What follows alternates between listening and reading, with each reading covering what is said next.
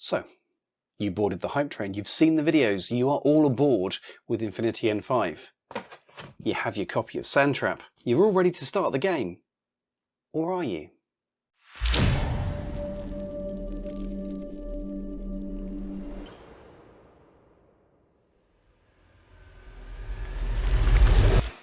Welcome to the Dice Gods, my name is Hydra, and today we are going to resolve one of the great mysteries of Infinity N5. How you actually start the game with Sandtrap. We're going to talk a little bit about why that's actually a thing that needs fixing, when some would argue it shouldn't be. And then we're going to actually spend more time on building a framework. Now this isn't going to be this is how you play Infinity. This is going to be this is how you use the contents of Sandtrap to learn Infinity. If you are already following along with the Dice Gods, you know that we have our Institute, where we are currently doing a series on learning Infinity with Essentials and learning Infinity N5. At some point soon, those two are going to get squished together into one set of videos so that we're not doing 100 million videos. But we did talk about doing a series of learning Infinity with Sandtrap, and it's essentially learning Infinity but with a restricted number of miniatures. It doesn't make sense. What we're going to do is we're going to smush those together and make it a little bit more condensed. But before we get into the issues that currently surround Operation Sandtrap, a quick thank you to our patrons and members. Rick Wolf, Chaos Discordia, Old Man Rogers, you guys rock my world, and all of you other Patreons and members who are supporting the channel and helping us do this. If you want to see more from the Dice Gods, then consider supporting us either as a member of Patreon or just liking, sharing and subscribing, because that will help. But enough of that. Let's talk about Operation Sandtrap. If you are not familiar with Infinity, if this is your first dip in, this may have been your first contact point, because this was everywhere. Let's be honest. For a while, there have been lots of influencers on YouTube, lots of articles online talking about that set, the battle pack that is. You may have seen this book as well, this N5 book, which is actually a lore book. It's not a rule book, but as a by the by. But you probably saw Sandtrap and you thought, wow, okay, this is where we begin. And you picked it up, and then you're a little bit puzzled because it's a battle pack. It's not a starter set. It looks like a starter set. It smells like a starter set. It's got most of the things you need it to have as a starter set, but it isn't actually one. So what do I mean? Historically, the previous two-player sets, like Operation Blackwind, had a booklet like this introductory booklet. And in here, there were a set of missions, let's have a look, which went from the very basics of the game to the not-so-basics. So here is how you spend orders and how you use skills and how you do a shoot and how you do a stabby and all this kind of stuff. If you have got, or you're planning to get Sandtrap, you'll find this book. You see how this looks the same? It's about the same size. This doesn't have that in it. This has got some great lore. There's some lovely lore and there's some beautiful pictures in here. And they are beautiful pictures. You can learn everything about all of the units in this box. Their history, different colour schemes are in here. We've got lore, we've got what's going on in the world. This is all really exciting. And then we come to scenarios. Now these will be very familiar to tournament players of Infinity, because this is the same structure that we get our tournament games in. Here are your objectives, here are your special rules, here's some little bits of information and stuff like that. What this is not really is for new players, because there's no rules in here. There are none. There is no support in taking what's in this box and learning the game, which is a little bit vexing, he says politely. I said it, I think, at the time, and I'll say it again now. It doesn't make a great deal of sense, because this box contains terrain, it contains dice, it contains templates, it contains everything that the new player needs to learn the game, apart from the rules. As a veteran, the only thing that I needed from this box was the miniatures. Am I using the terrain? Yeah. sort of a bit. Occasionally I am using it once in a while. But most of the rest of it, I mean, I've not read this book. I flicked through it and went, yep, I know this. There's some missions in there. Maybe we'll do those on the channel at some point. But I've not read it, because most of what's in here is also in here, and I've read this. So I've just read that one. I don't need this one. I don't need the dice. I have plenty that betray me on a regular basis. I don't need the cardboard tokens. I already have the plastic ones. It's a really odd choice. I don't get it. However, the fact that CB have decided that they didn't want to teach you how to play Infinity N5 with Sandtrap means that we will. Hurrah! As I say, this particular video is a very condensed, focused, structured framework. It's a long way of saying a framework, isn't it? A series of games with suggested rules that you're going to need to learn across the game to build up to using all the stuff that's in this box. It is going to be doing it quite briefly and quite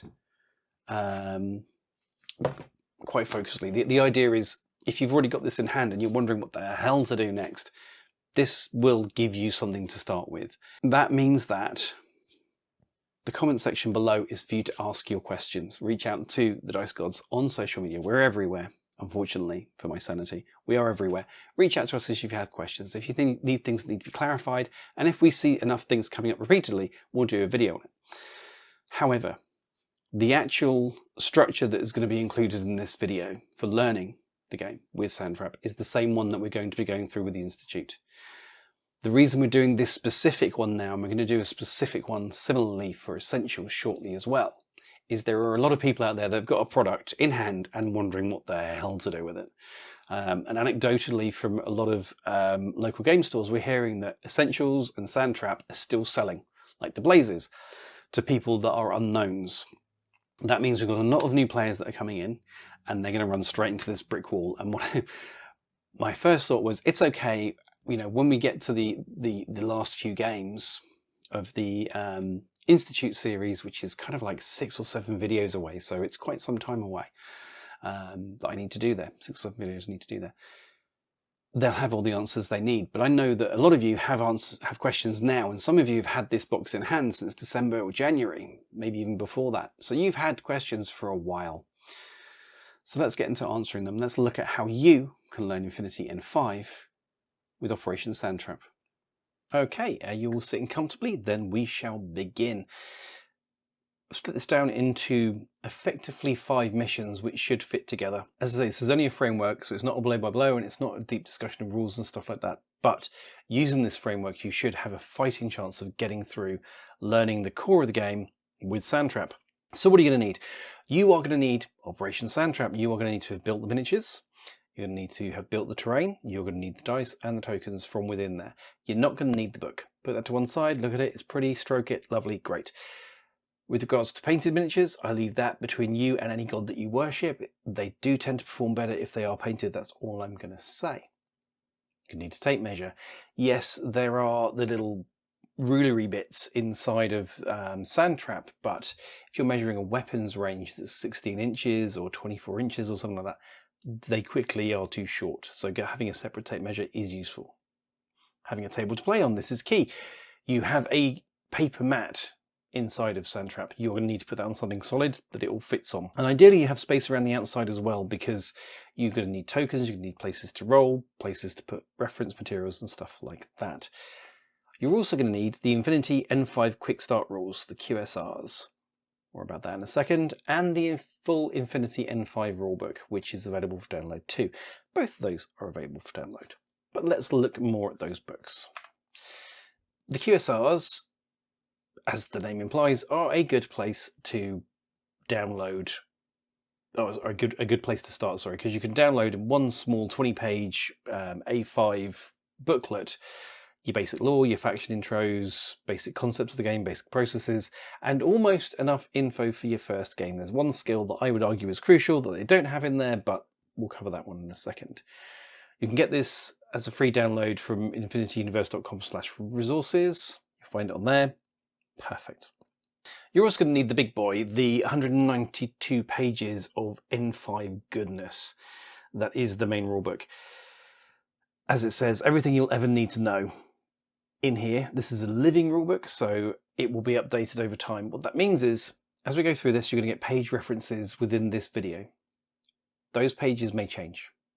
There's nothing I can do about that, blame CB. A living rulebook means that as new rules come in, as things are refined, updated, replaced, whatever, this PDF will change. At the time of production, the start of May 2025, we're on version 5.1.1. So if you look at the PDF and it's version 7.9.2, then there's a fairly safe chance that my page references may be a tad off. If it's version 5.1.2, we're probably going to be there or thereabouts. Again, this is a free download from the infinityuniverses.com resources page. Let's try that in English. Okay, game one. Let's do this. You ready? So game one, what you're going to learn here is what a trooper profile means. So when you look at the profile for a trooper, what each bit means. The structure of a game, so how a game plays basically through what different steps you go through to complete that game. And within that game, you'll have turns and what those turn structures look like. You've heard of active and reactive phases inside of Infinity. Those are your turn structures. Then we look at how to spend an order. Now that's underlined. Why is that underlined? Because this is the thing you're going to do the most in Infinity, or one of the things you can do the most in Infinity. It is a crucial, fundamental thing that you have to understand. If you spend time on anything in game one, it should be learning that and committing that to memory. And the quicker you can learn how to spend an order and do that without thinking, the easier the game becomes. A lot of new players screw that up. The process of declaring skill, requesting ARO, declaring second skill, requesting ARO if necessary, rolling dice, resolution, and done. That's it. That's all you need to do. But it's like rocket science. And in the heat of battle, you lose it and it causes all kinds of problems. How to spend an order is such a fundamental process. Spend time to learn it. Make sure that whoever you're playing against gets it right. Make sure you get it right. You will get it wrong. Veteran players, including myself, get it wrong. But you need to learn it and have it committed to your heart and just burn it into the back of your eyeballs. It's that important. You also learn what skills are. These are the fundamental building blocks of doing a thing inside of Infinity. So you're going to need to learn about those, and specifically short skills. You're going to learn how to resolve an order, specifically shooting and dodging. You're going to learn about normal rolls and face-to-face rolls. Again, a nice big fat underline with that one. Oh, actually vaguely skinny underline, but stay with me. Face-to-face rolls, again, are crucial. They are a central mechanic inside of Infinity. You need to be able to do them and the mathematics around them instinctively. So having a process for that, understanding that process, and having that instinctive is crucial. Saving rolls, arguably also important, but possibly less so. And getting in cover.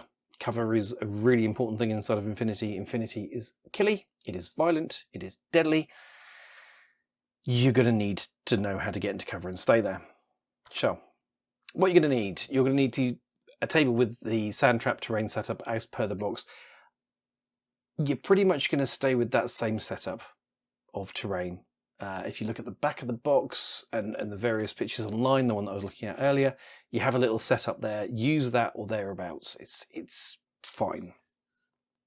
You're going to need your dice, 3 each. You're going to need tokens, specifically your order tokens, 3 each. A tape measure, the 3 Fennec Fusiliers and the 3 JSA Senku troops. Those are the only ones you're going to use for your first game. Allow about an hour for this first game, because even though you're using 3 troopers, and you only go for 3 rounds, because that's all that Infinity is, you're going to have a bit of back and forth and checking and thinking and scratching of heads and running around in circles and all that kind of stuff. Allow about an hour. When you know what you're doing, this kind of game will be over in 15-20 minutes. But for your first one, give yourself an hour.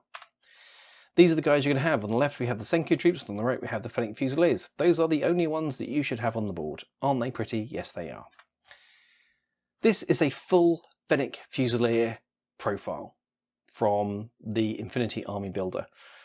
You can find that on the Infinity website as well. As a new player, this should terrify you to within an inch of your existence. And consequently, for your first game, that is all you're going to use. All of this, ignore it. Throw it in the bin, just run this. The only thing you're going to be doing here is moving, shooting, dodging, and that's about it. Technically, whip doesn't need to be in there. I've left it in there because I didn't edit it out. Blame me for that later. Just sue me, it's fine. Arm is important for saving, and Vita is important for finding out when you die. But yeah, realistically, move, BS, Fizz, Arm, Vita, those are the only ones you need.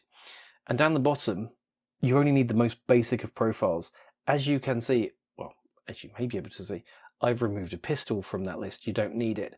Any other wonderful different options, HMGs, missile launchers, all this good stuff. No, thank you.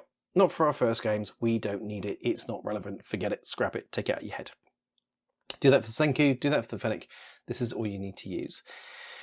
Interestingly, if you are a member or a Patreon, there are going to be a set of resources for these missions that you'll be able to download, where all of these profiles will exist pre-edited, and there'll be a set of cheat sheets to help you learn with these particular missions. That will be coming soon for members and for Patreons. So that's what your profile is going to look like. You had a sneak peek of this a minute ago, but this is your gameplay. These are the bits you're going to need to learn. Skills. Move. You'll find the instructions of how a move skill works on page 13 of the Quick Start Rules. BS attack, again, page 13, Quick Start Rules. How to do a dodge, page 14, Quick Start Rules. You're going to do idle. That's page 79 of the main rules. It's the only thing that isn't in QSR and really, really should be. Those are the 4 things you're going to do in your first mission. Move, BS attack, also known as shoot, dodge, and idle. That's it. Don't do anything else you don't need to. Focus on that. Focus on getting your processes right. Thank me later. Trust me. This is really important. Weapons only have normal ammo. That is pretty much true until I think about the 4th game. Weapons have ammo types. Those ammo types have different effects. We don't care about it right now. Trust me. Mission is kill them all. Winner kills the most, basically. That's going to be, again, true all the way through this. There's no point in trying to achieve missions if you can't remember how to spend an order. It's not really useful. Deployment.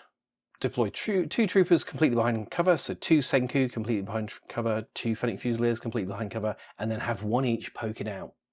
So they've got a line of fire up the board. So they should be in base-to-base contact with something between them and the rest of the board up the field towards the enemy, but they should have a line of fire. This is to let you practice AROing. That'll make sense when you've read some of the rules. That kind of core instruction, core feature, you need those in that position. Otherwise, if everybody hides, then nothing will happen until around turn 2, and then it'll just be a mess. So have 1 guy set out. It'll help you learn that core mechanic. And it's worth, because I didn't mention it earlier, the Quick Start Rules, I'd recommend you read cover to cover before you have your first game. It's got the core mechanics in there. Read it before you pick up your first dice and anger. It's really, really important. So who goes first in this mission? You roll 1d20. Whoever gets highest wins. They go first. Simple as that.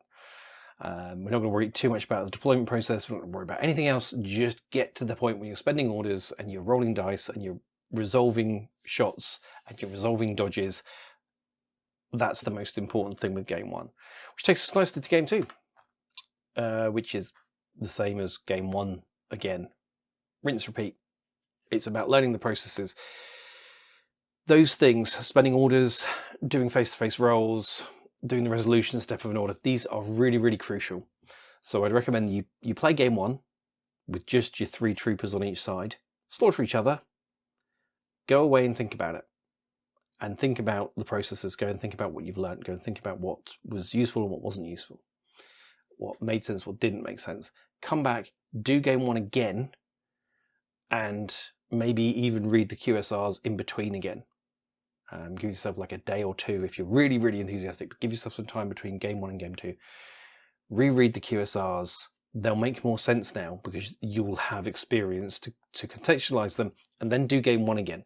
And you'll find that in turn 1, your declarations of spending an order will be sharp and everything will be really instinctive. And by about halfway through turn 2, you'll be really hyped, the bullets will be flying, and you make a complete mess of all your declarations again. It's how this process goes. And you need somebody to give you a bit of a tuff around the back of the head to remind you to do everything properly, because processes are king at this stage in learning the game. Thankfully, game 3 we changed things up a bit. Yay! Here we're going to do mimetism, camouflage, discover, multispectral visor, delayed declarations, and long skills. In games 1 and 2, you will have learnt how to spend an order.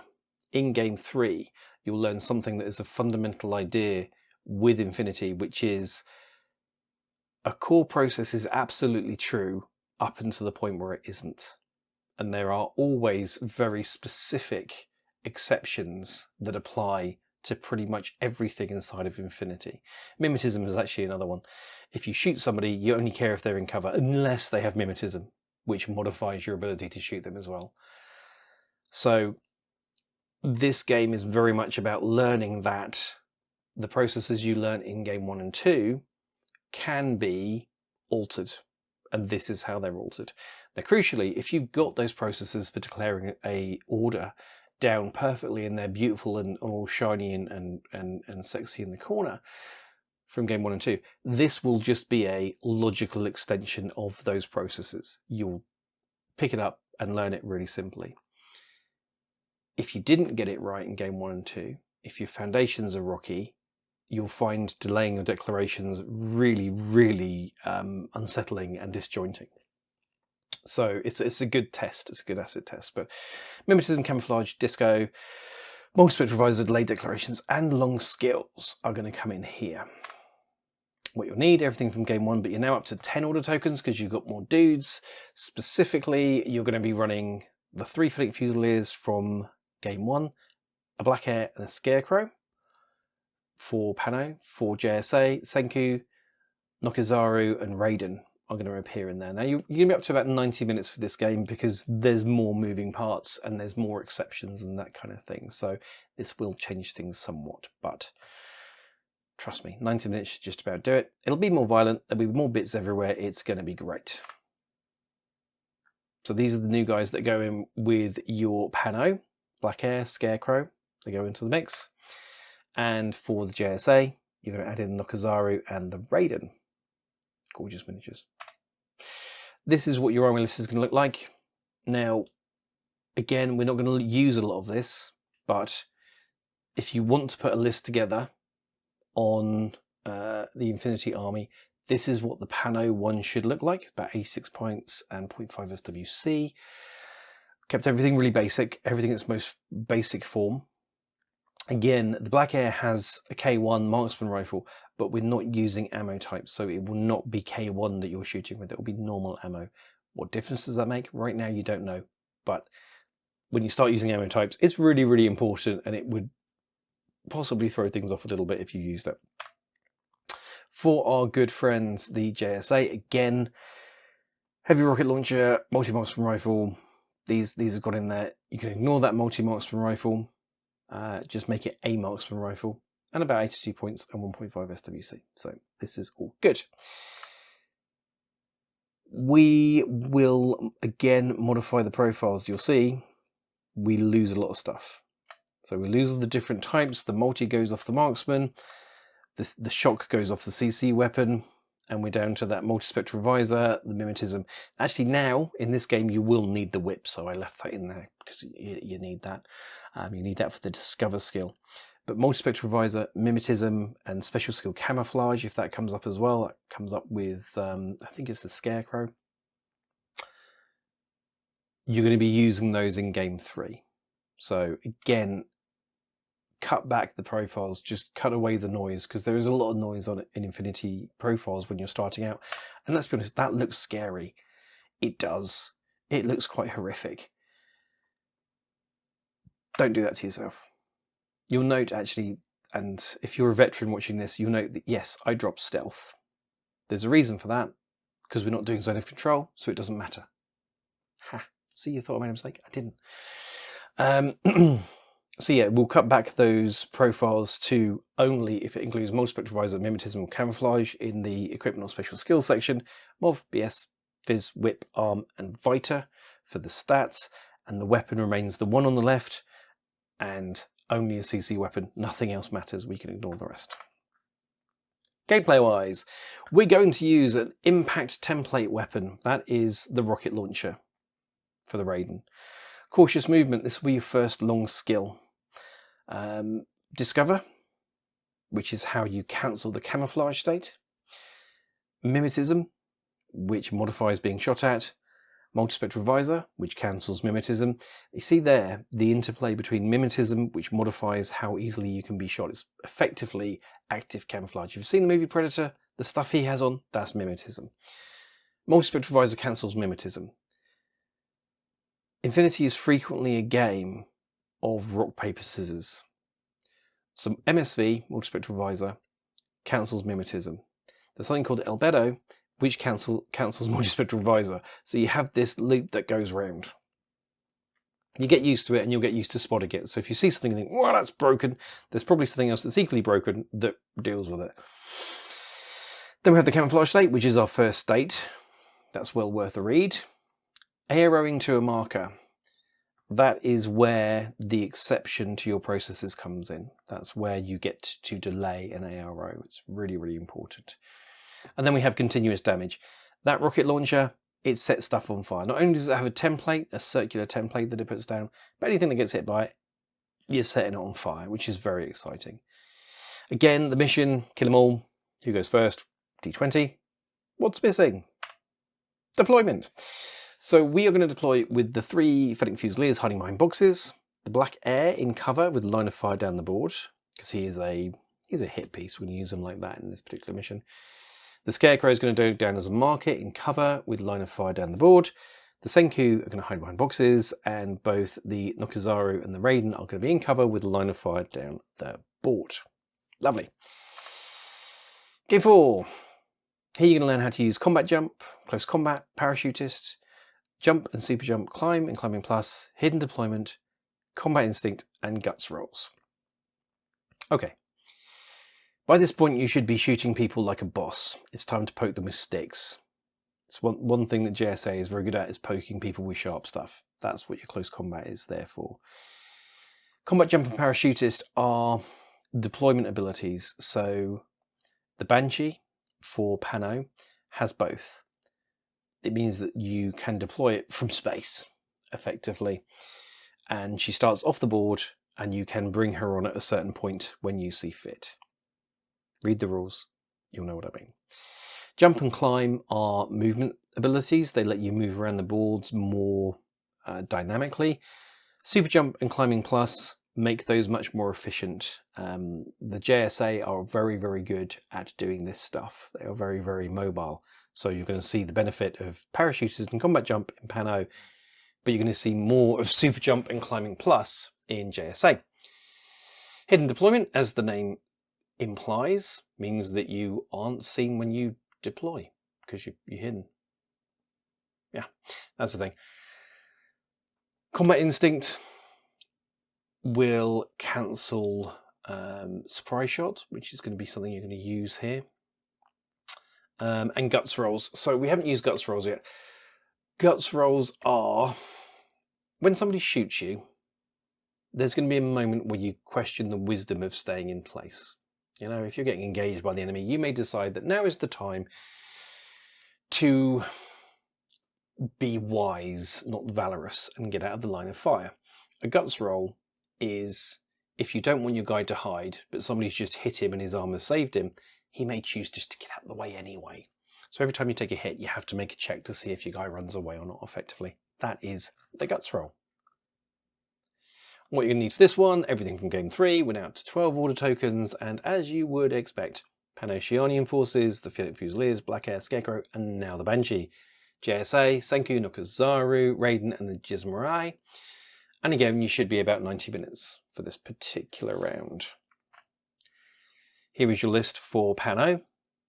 It now includes a Banshee with a light shotgun. Here is your list for JSA. It now includes a Jizmarai with a light shotgun and a Thunderbolt. as you can see, the JSA is now a little bit more expensive. Giving the Thunderbolt to the Gizmorai makes them a little bit more expensive, and it makes the Gizmorai a little bit more pokey. They're not the best shots in the world, but giving him a Thunderbolt does do some work, so definitely worth having. He's in this situation, I would actually include the Thunderbolt with his profile and the light shotgun. I'd actually let him have 2 weapons. He's going to be the exception. So what are we going to do with profiles? Here's the full profile. Actually, not quite as much. As you can see, because we're now doing camouflage and we're using MSV, multispectral visor, we're going to leave that in there. Combat jump, parachutist, and super jump. Those now stay in there too. CC now stays in there as well because you're poking people with sharp stuff. And I've actually left the pistol as a weapon option as well, just in case you feel the need. I've also included silhouette because this is the point where line of fire and miniature volume comes into it. So that does mean that our list of additional skills, equipment and rules is much broader. Don't be intimidated by this. Most of what you're seeing here is building on what you know already and giving you options to expand upon it. So jump and climb are a movement skill. It's moving, but going up a vertical surface or jumping across a gap effectively. Yes, it's a rule. No, it's not scary. This is actually much short of a much smaller set of additions than you'd think. Okay? And combat instinct, again, nowhere near as intimidating as you would necessarily think. I just realised I did leave surprise shot off of there, which is just pure genius. So surprise shot should also go into that list. Surprise attack. Anywho. So you have all that to learn. Congratulations. Not as scary as it looks. Your deployment, as you can see, the Banshee is off the board, the Scarecrow is hidden, and the Raiden are hidden. You've got the hidden deployment rules already here, listed under the gameplay options, so that will make sense when you get to that point. Get a kill game, nothing too scary. Just keep it basic, keep it simple, kill each other. Game 5, everything else that's on your profile, all of the rest of your guys, put them in there because you have you're then up to the full 7, you're then up to the full number of troops that come in the box using everyone. A lot of the rules that will that are included on the profiles that we haven't used so far are modifications to stuff that you will now know. So they're not actually that horrifically scary, to be honest with you. I would also add in the Hatamoto and the Griffin at this point to get yourself up to the full 7. They are also your lieutenants, so you can start using lieutenants and lieutenant orders and loss of lieutenant and all that kind of stuff. So look those up. And you use fire teams. You can build fire teams within this. The rules are in the book. I'm not going to list out all the different things here because this last bit is kind of mopping up details plus lieutenant and fire teams. You can see those in the book. Hopefully by this point you should be throwing around the big main rule book quite comfortably and getting adapted to it. But I would wait until this point to start using lieutenants and start using fire teams. Why don't we use lieutenants beforehand? 1, there's no real value to it, and 2, they can be so crippling. When you lose your lieutenant in the game, it is devastating. For the next turn, it is devastating. When you're learning, there is more value to you learning the rules and learning how to resolve combats and what skills mean than there is to you decapitating your opponent's army and then slaughtering them for it. It doesn't help develop you as a player, it doesn't help develop them as a player. But at this point, game 5, just go hammering each other, just go violence. You will have all of these beautiful miniatures on the board, you'll have all 14 on deck. That is fantastic. That is you playing the core of Infinity. Notice I said the core. When you've completed this process, you will have most of the short basic skills down, the basic things that you need to learn.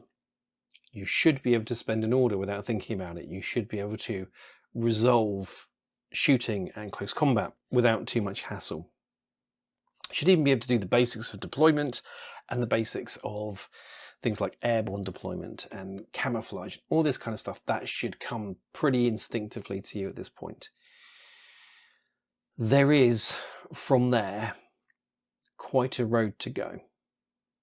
I will be blunt. There is. I'll be direct on that one. You are probably at that point 40% of the way through the rules. If you learn the fire team rules well, maybe 50% on a good day. You still have a long way to go. Most of what you then need to learn is nuance. It is variations on a theme. It is concepts within stuff that you've seen. So even though the percentage isn't necessarily as much as you might feel it would be normally, having completed 5 games of a new system, with Infinity, you will have these core ways of thinking, these core ways of considering the system and considering the game that will make learning the later bits that much easier and that much quicker. Trust me, you're going to be fine. As I say, members of Patrons, you guys are going to get a download to run through this at some point soon. For the rest of you, there will come a point where the Institute videos of how to play Infinity will have run through the 5 games that you've seen here in more detail, with more explanations and all the rest of it. So you can watch and play along with those, and then we'll get on to like Game 6, Game 7, Game 8. So you will have those coming later, but there's a lot of work to do on those, so they take some time, but they are on the way. For the time being, if you follow this through, that should help. That should get you actually using Sandtrap to learn the game without feeling completely swamped, and I hope this helps. If it doesn't, if you have questions, whack them in the comments below. Always happy to help, always happy to take feedback on this if there's other things that you'd like. As I say, this is very much a stopgap to help you getting playing with what you've bought now. The detail will come from us later, but hopefully you won't need it. Hopefully you'll follow this process and be like, dang, it all makes sense. I'm going to read the rest of the rulebook. This is amazing. I've got it. And I'll next see you somewhere around a tournament table and it'll be glorious. So I hope. Good luck. If you need any support, you know where we are, and the community is always ready to help. And thank you for watching. We will see you all again soon. Goodbye.